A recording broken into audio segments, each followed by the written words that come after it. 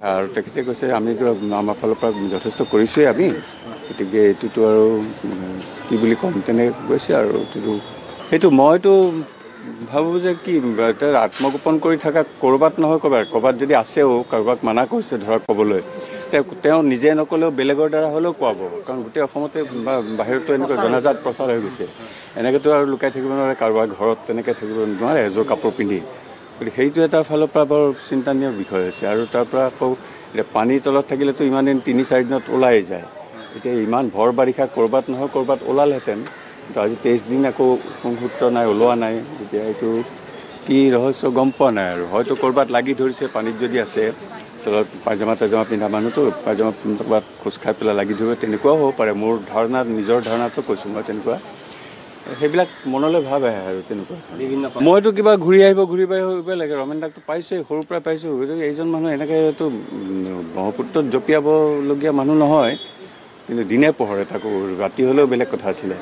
দিনে পোহৰেতো বিভিন্ন মানুহ থাকে যিটো ৰাস্তাই গৈছে, ফুটেজ যিটো পাইছে, যিখিনিলৈকে পাইছে, যিয়ে নহওক বাৰু দিনৰ পোহৰত এনেকৈ মানুহ এজন পায়জামা পিন্ধি নামি গ'লে কোনোবাই নহয় কোনোবাইতো দেখা পাব। সেইটো এটা চিন্তা কৰিবলগীয়া কথা হৈছে। ৰাতি হ'লে বেলেগ কথা হৈছে, কোনো দেখা পোৱা নাই।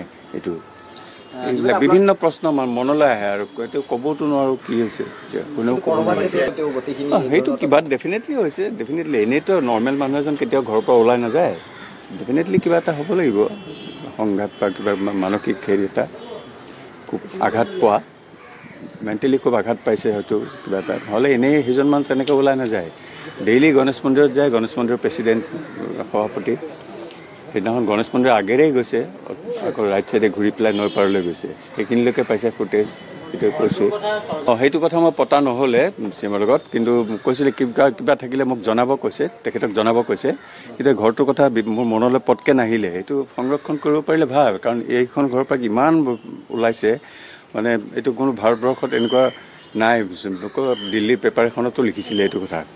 ৰাজ কাপুৰৰ ফেমিলিত আছে অকল এক্টিং আৰু ছবি কৰা, ডাইৰেকশ্যন সেইবিলাকত আছে, কিন্তু আমাৰ খেলা ধূলা, গান বাজনা, অভিনয়, ফিল্ম ডাইৰেকশ্যন, পলিটিক্স, মানে গোটেইবিলাক। মইতো নিজে ৰঞ্জি ট্ৰফি পৰ্যন্ত খেলিছোঁ, মোৰ দাদা গিৰীন দাই খেলিছিলে 12 বছৰমান ৰঞ্জি ট্ৰফি। নিপ বৰুৱা তেওঁ চিনেমা কৰাৰ আগতে সন্তোষ ট্ৰফি খেলিছিলে, খুব ভাল ফুটবলাৰ আছিলে, 2-3 বাৰ আছাম টীমৰ হৈ খেলিছে। তেনেকৈ গিৰীন দা আকৌ পলিটিক্সত আছিলে। আকৌ 5জন অভিনেতা, বজেন বৰুৱা, নিপ বৰুৱা, দিবন বৰুৱা, নীৰেণ বৰুৱা, গিৰীন বৰুৱা, এইবিলাক অভিনেতা। বাইদেউহঁতেও গান গাইছিলে, আৰু ময়ো গান গাওঁ। বজেন দা সংগীতজ্ঞ আছিলে, তাৰপিছত চিনেমাৰ কামত হাত দিলে, বোলছবি পৰিচালক হ'ল। নিপ বৰুৱা তেনেকুৱা বাঁহী সুন্দৰ বজাইছিলে, আৰ্ট কৰিছিলে বৰদাত শিকি পেলাই, তেনেকুৱা গোটেইবোৰ আছে। মানে ইয়াত নথকা বস্তু একোৱেই নাই এখন ঘৰত। গতিকে এনেকুৱা এখন ঘৰ সংৰক্ষণ কৰিব পাৰিলে চৰকাৰে খুব ভাল কথা আৰু এইটো ভাবিছিলে, কাৰণ এতিয়া ৰমেন দা নাই ধৰক, নহ'লে অৱশিষ্ট মইহে থাকিলোঁ ল'ৰা হিচাপে, পুত্ৰ হিচাপে। গতিকে মই থকালৈকে বাৰু থাকক, তাৰপিছত যদি সংৰক্ষণ কৰিব পাৰে খুবেই ভাল কথা এইটো। সেইটো মই নাজানো, পৰিয়ালৰ লোকটো মই আছোঁ এতিয়া মেইন, মানে ডাইৰেক্ট, আৰু বাকী ভতিজাবিলাকহে আছে। ইয়াততো নাথাকে চববিলাক, গোটেইবিলাক নাথাকে। তথাপি মইতো সংৰক্ষণৰ কাৰণে হেৰি দিব পাৰিম ডেফিনেটলি। মই ইচ্ছা কৰোঁ, ডেফিনেটলি ইচ্ছা কৰোঁ। Thank U.